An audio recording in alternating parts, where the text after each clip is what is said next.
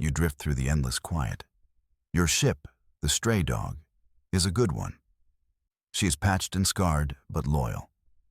Her engines hum a familiar, comforting tune. Out here on the void rim, comfort is rare. The deep black is lonely. It is hungry. It chews up ships and spits out salvage. That is why you are here. You are a scavenger, a picker of cosmic bones. Your ship's AI chimes softly. Her name is Jax. Picking up a ghost signature, Captain. Her voice is calm, professional. Maybe a little too calm. No power, no heat, no life signs. You lean forward in your command chair. The worn synth leather groans in protest. On the main viewer, a shape resolves from the darkness. It is a ship.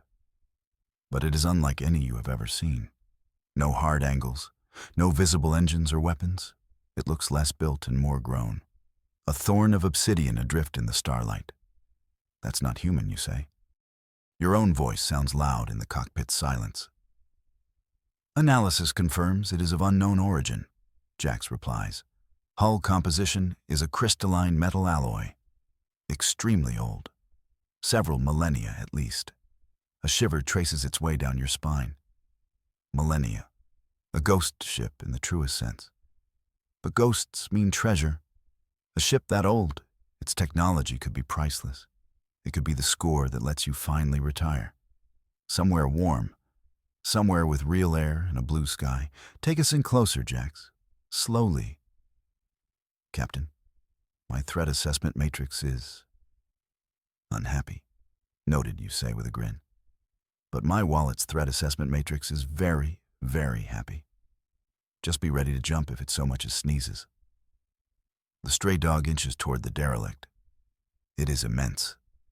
Your little salvage ship is a fly buzzing around a sleeping giant. No lights flicker on its surface. No communications answer your hails. There is only a profound, unnerving silence. A silence that feels heavier than just the absence of sound. It feels like a presence. You dock with a magnetic clamp. The clang echoes through your hull. A sound of commitment. You pull on your vacuum suit. The helmet seals with a hiss. You are alone in the airlock. Just you, your pulse pistol, and a lifetime of bad decisions. This feels like it could be the best or the worst of them. I am boarding, you say into your comms. I will monitor your vitals, Jax says. Try not to touch anything that glows menacingly. Where's the fun in that? You quip. The airlock opens onto the alien vessel. The air is stale but breathable, thin and cold. The corridor beyond is a tunnel of sweeping, organic curves. The walls seem to drink the light from your helmet lamp. No wires, no conduits. Just smooth black surfaces that feel like cool stone. It is like walking inside a fossil. You move deeper into the ship. The silence is absolute. Your own breathing is a thunderstorm in your ears. The layout makes no sense. Corridors spiral into vast, empty chambers. Chambers open onto more corridors. It is a maze designed by a mind that did not think in straight lines. You are beginning to think this was a bad idea. Then you see it. A soft light pulses ahead. A gentle blue-green glow that calls to you. You follow the light into the heart of the vessel. A cavernous dome stretches above you. And in the center, floating in a low-gravity field, is the source of the light. An artifact. It is a complex lattice of crystal and metal. It shifts and reconfigures itself constantly. Gears of light turn within it. Patterns of energy flow across its surface. It is beautiful. It is impossible. It is the most valuable thing you have ever seen. You approach it slowly. Your heart hammers against your ribs. The silence in the room seems to gather around the object, waiting. You reach out a gloved hand. The moment your fingertips brush its surface, it happens. A whisper floods your mind. Not a sound, a feeling, a torrent of information and sensation. Star charts for galaxies you have never seen. Equations that bend the rules of physics. The history of a species older than humanity itself. It is overwhelming. It is terrifying. It is magnificent. This is not just a piece of technology. This is a secret worth dying for. You carefully detach the artifact from its field. It is warm to the touch. It hums with a power you can feel in your bones. You carry it back through the silent, alien halls. You have your prize. You have no idea what you have truly done. Back on the stray dog, the artifact sits secured in a shielded container. But you can still feel its presence. A low hum at the edge of your senses. A whisper in the back of your mind. You are plotting a course to the nearest trade hub. Your mind is full of plans. A private moon, a fleet of ships, an early retirement. You are so lost in your daydreams, you almost miss Jax's warning. Captain. Her voice is sharp, edged with something that sounds like fear. We have incoming contacts. Multiple. They are not broadcasting. Your head snaps up. The main viewer shows empty space. Where are they? I don't see anything. They are unfolding, Jax says, her voice tight. Displacing space. I have never seen this drive signature before. Then you see them. Space ahead of you ripples. It tears open like silk. And from these shimmering tears, ships emerge. They are breathtaking. Sleek vessels of pearlescent light. They look like they are carved from captured starlight. Their hulls shift with soft, iridescent colors. They are silent, majestic, and utterly menacing. One of them is massive, a cathedral of light and power that dwarfs your small vessel. A new voice fills your cockpit. It is not on your comms. It is inside your head. A cold, clear thought that is not your own. You possess that which is not yours. A primitive creature. A thief. The voice is pure arrogance. It carries the weight of ages, the certainty of absolute superiority. You grip the controls of your chair. Jax, who are these guys? I have no data, she whispers. They are not in any known database. The voice returns, sharper this time. A blade of thought against your mind. We are the Lumina. This vessel is our domain. You have desecrated a sacred relic. You have taken the Architect's key. Architect's key. The name sends a jolt through you. It sounds important. It sounds dangerous. Tell them it was just floating here, you say out loud, your voice shaky. Finders keepers, right? Surrender the key. Surrender your vessel. Your defiance will be noted. Your compliance may be rewarded with a swift end. There is no negotiation in that voice. Only demand. An ultimatum from a higher form of life. You look at the shielded container holding the key. You think of the whisper, the knowledge, the power. They do not just want it back, they fear it. Jax, you say, your voice low and steady.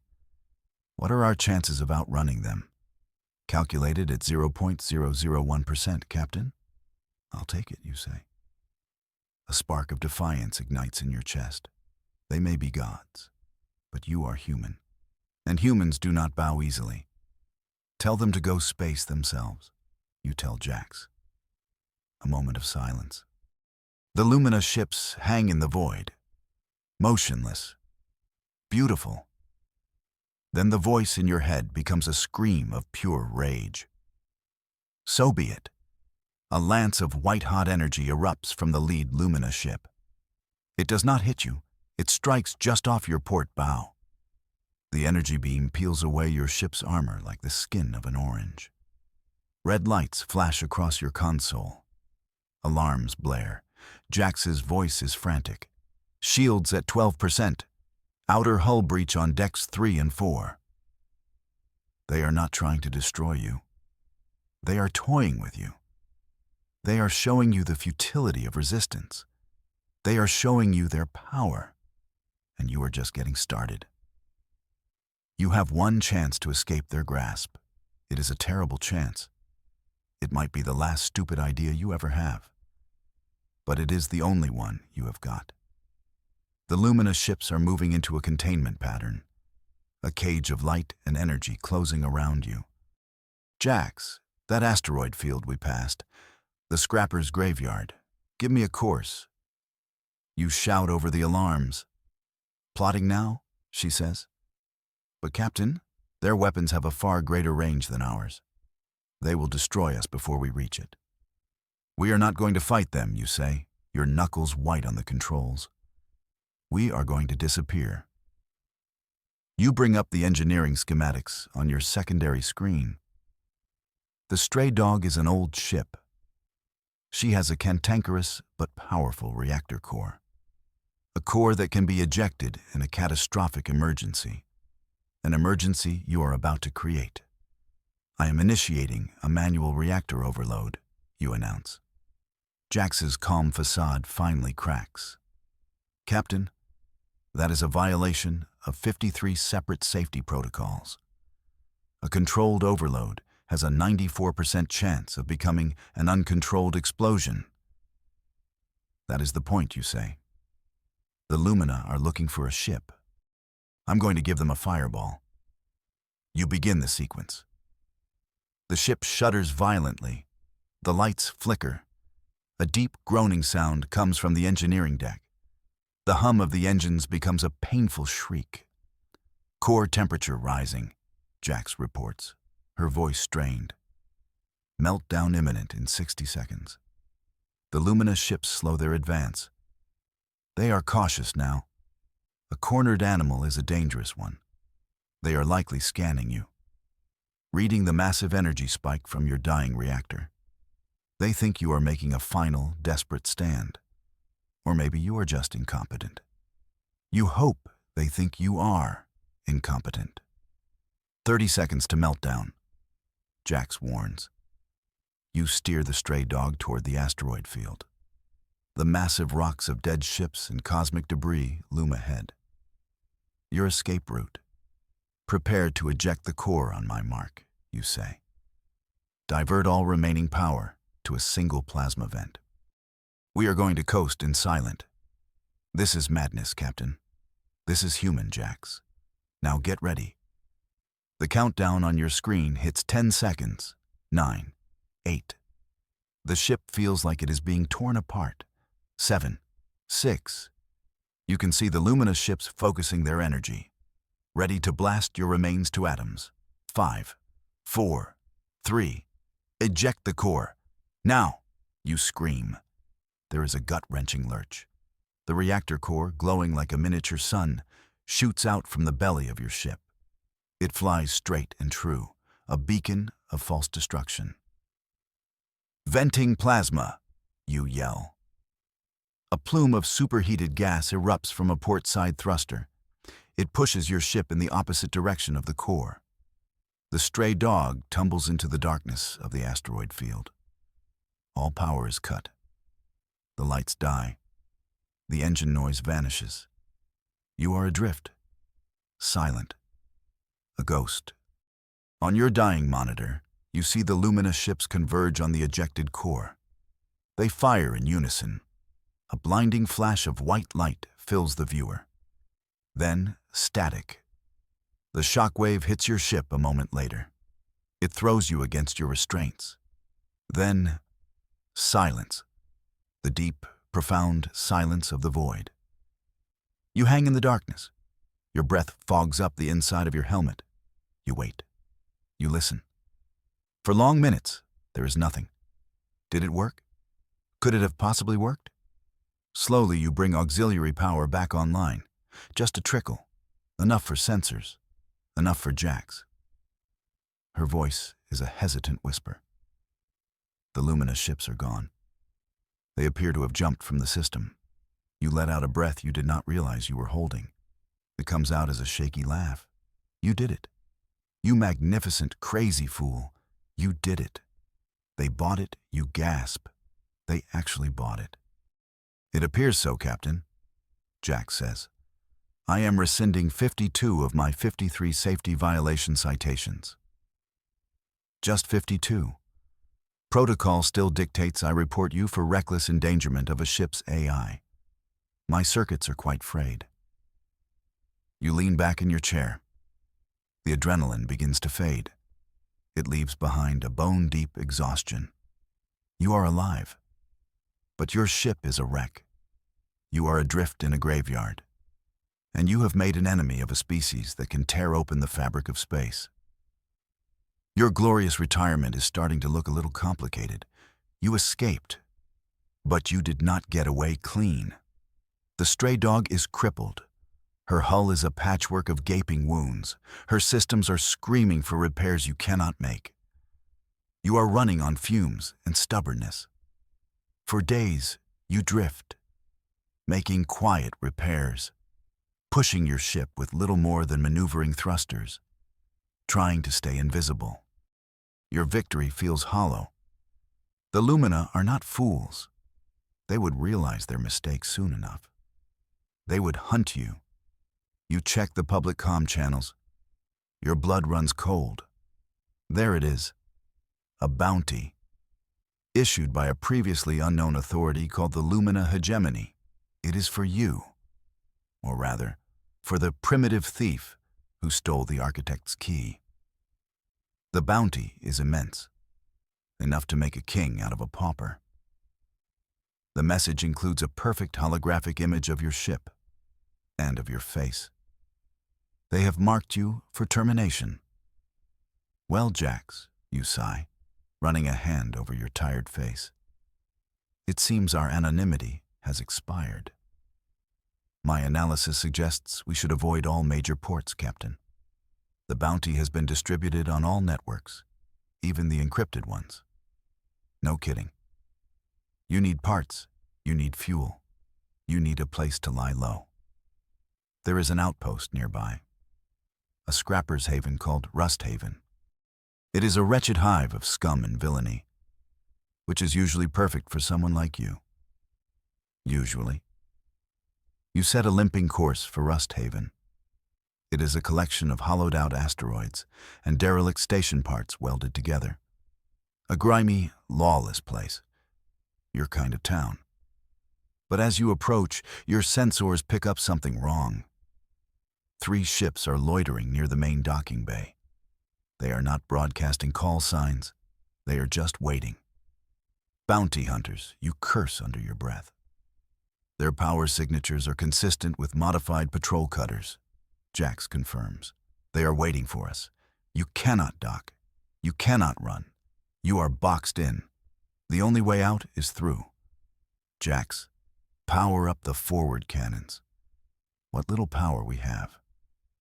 Aye, Captain. Weapons are hot. You push the stray dog forward. The hunters notice your approach.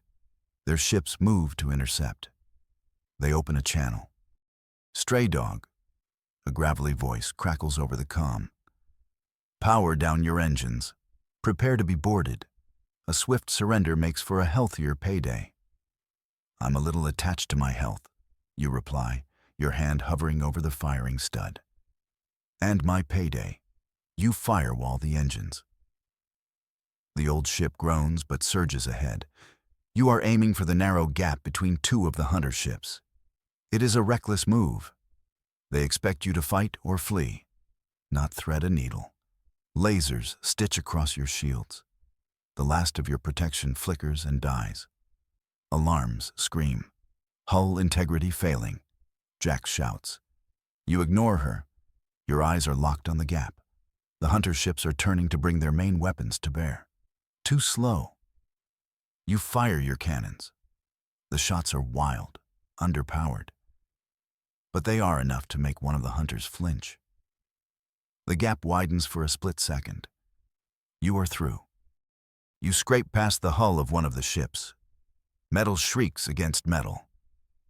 Your ship spins wildly. You fight the controls. You fire your maneuvering thrusters in a desperate, chaotic burst. You manage to stabilize your ship just as you clear the station's superstructure. Behind you, the hunters are in disarray. One is chasing you. The other two are blocked by the station itself. You have a lead. A missile locks onto you. Incoming ordnance, Jax yells. Deploy countermeasures. We have none left. You look at the key. It pulses in its container. A whisper in your mind, a complex equation, a maneuver, an idea. You spin your ship. You vent the last of your plasma coolant from a secondary port. The cloud of hot gas expands behind you. The missile, seeking your heat signature, dives straight into it. The explosion is blinding. The hunter ship has to swerve to avoid the debris. You are clear. You push your battered ship into the black, leaving Rusthaven and its predators behind. The adrenaline fades again. This time, there is no relief. Only a cold, hard certainty. There is no safe harbor. There is no hiding place. The Lumina's shadow is long. Every port is a trap. Every shadow is a hunter. You are alone, marked and hunted. You cannot run forever. The universe is big, but it is not big enough to hide from gods. The bounty on your head has made you infamous. Every pirate, mercenary, and trigger-happy amateur from here to the core worlds is looking for you. The stray dog is barely holding together. You are running out of food, fuel, and options. Running is a losing game. It is time to change the rules. It is time to stop running and start gathering. Humanity is scattered out here on the rim. A loose collection of colonies, independent miners, and rogue traders. We are survivors. Misfits. We are too stubborn to die and too ornery to get along. Trust is a currency scarcer than breathable air. But they are all you have. You need allies. You need an army, or at least the beginning of one. You find a quiet corner of the void, a place where signals go to die. You use the architect's key. You let its whispers guide your fingers over your comm panel. You do not send a plea for help. Beggars get ignored. You send an offer, a challenge. The message is simple. It is broadcast on a deeply encrypted channel known only to the outcasts of the Rim. It speaks of a great power, a way to fight back against the faceless alien empires that press in on human space.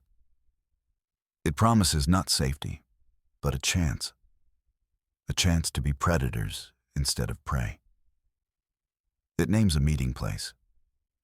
The Ghost Head Nebula, a swirling cloud of gas and dust that scrambles long-range sensors.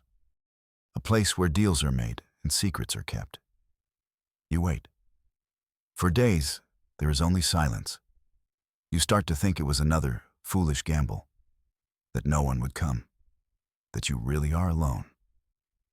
Then, a single ship appears on your scopes. An old, heavily modified freighter. Its hull is scarred and ugly. It is called the Anvil. A few hours later, another ship arrives. A nimble, wasp-like gunship named the Sting. Then another, and another. Within a day, a dozen ships are gathered in the glowing heart of the nebula. A fleet of ghosts, freighters, miners, forgotten gunships. The lost and the damned of the Void Rim. They keep their distance. Their weapons are powered up. Their shields are hot. They are ready for a trap. A grizzled face appears on your main screen. Captain Eva Rostova of the Anvil. Her eyes are hard. Her voice is like rocks grinding together. You called this meeting, stray dog, she says, her tone full of suspicion. You have made a lot of noise. Put a big target on all of our backs. For what? Some ghost story about a magic box? Other faces pop up on the screen, all of them wary, all of them demanding answers. It's not a story, you say. Your voice is steady. You have to project confidence you do not feel. The Lumina are real, and they won't stop with me. They see humanity as an infestation. They will burn us all out if we let them. A man with a cybernetic eye scoffs. We have heard these warnings before. The rim has survived worse than a few shiny ships. Not like these, you insist. They have power you can't imagine. Then show us, Captain Rostova challenges. You said you had something. This architect's key. Show us this power, or we leave you to your fate. This is the moment. The turning point. You take a deep breath. You place the key on your console. The whispers in your mind intensify. You focus. You reach out with your thoughts. You do not ask the key for a weapon. You ask it for a demonstration. You channel its energy, not through your ship's systems, through the fabric of space itself. Outside, in the swirling gas of the nebula, something happens. The dust and hydrogen begin to coalesce. They spin, faster and faster. They form a perfect miniature star, a tiny sun no bigger than your ship. It burns with a fierce, clean light. It bathes the ragtag fleet in its glow. The captains on your screen are silent. Their faces are masks of pure shock. They have seen stars born, but not like this. Not by the will of a single person in a broken-down ship. You hold the tiny star for a moment longer, a testament to a power beyond their understanding. Then, you let it go. The star gently unravels. It dissolves back into the glowing dust of the nebula. Silence. Then, Captain Rostova lets out a slow whistle. A small, humorless smile touches her lips. "All right, kid," she says. "You have our attention. Start talking. You have your gathering of outcasts. It is not much. But it is a start. It is hope. And out here on the rim, hope is the most dangerous weapon of all. Your new alliance is fragile. A dozen misfit ships are not an armada. They are a gang. To fight the Lumina, you need more. You need industry. You need manpower. You need Haven. Haven is the crown jewel of humanity on the void rim, a sprawling arcology built into a hollowed-out moon. It is home to nearly 1 million souls. They have shipyards, factories, and advanced defense grids. They are self-sufficient, and they are fiercely isolationist. Haven did not survive this long by getting into other people's fights. Your small fleet arrives at the edge of Haven's orbital space. You are immediately hailed by their security patrol. Their voices are crisp, professional, and utterly unwelcoming. You state your purpose. You wish to speak with the governing council. To their credit, they do not shoot you on sight. Your newfound infamy has its perks. They escort you, and only you, down to the moon's surface. The shuttle bay opens into a city of light and polished chrome. The air is clean. The people are well-fed and prosperous. They look at you in your worn flight suit, like you are a piece of ancient history, a relic of a harder, dirtier time. It is a world away from the grit of Rust Haven or the silence of the void. You are led to the council chambers, a vast, sterile room at the top of the tallest spire. The Council of Elders sits on a raised dais. They are old men and women in immaculate white robes. Their faces are serene, unreadable. They look down on you with an air of detached amusement. The head of the council, an elder named Kalen, addresses you. His voice is smooth as silk, and just as cold. "You are the one they call the Thief of the Rim," he says. "It is not a question. You have brought war and chaos to our sector. Why are you here?" "I am here to warn you," you say, your voice echoing slightly in the grand chamber. "The enemy that hunts me is called the Lumina. They are not pirates or raiders. They are conquerors. They view all other life as an obstacle. They will come for Haven, not because of what you have, but because of what you are." A few of the elders murmur to each other. Kalen holds up a hand for silence. "We have heard of these Lumina." he says with a dismissive wave. Our star science division has analyzed their energy signatures. They are powerful, yes, but Haven is a fortress. Our shields have repelled every threat for 2 centuries. Our fleets are the finest on the rim. Your fleets won't matter, you argue, stepping forward. They don't fight like we do. They move through space in ways you can't track. They will be on top of you before your first alarm sounds. Kalen smiles, a thin, condescending smile.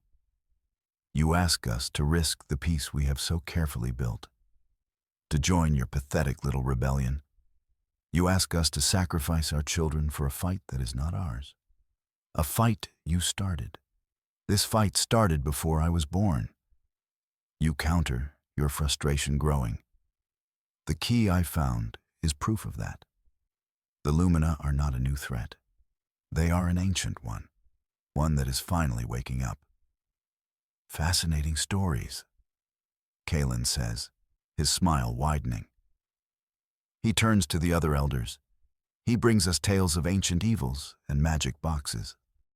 He asks for our ships, our soldiers, our lives. And what does he offer in return? Nothing but his own desperation. The council members laugh, a soft, polite, cruel laughter. It is the laughter of people who have never known true fear, who believe their walls are high enough to keep the universe at bay. Your request is denied, Kalen says, his voice final. Now leave Haven. Your presence here is a contagion. We will not allow you to infect us with your war. You stand there for a moment, the laughter of the elders ringing in your ears. You see the truth then. Words are not enough. Warnings are not enough. They are insulated by their power, blinded by their peace. They believe they are untouchable. You realize you cannot convince them. You have to show them. You turn and walk out of the chamber. Your jaw is set. A new, terrible plan is forming in your mind. A plan to force their hand, to strip away their comfortable illusions. You will show them the true price of their peace. You will show them the predator that waits in the dark. Haven wants proof. You will give them all the proof they can handle.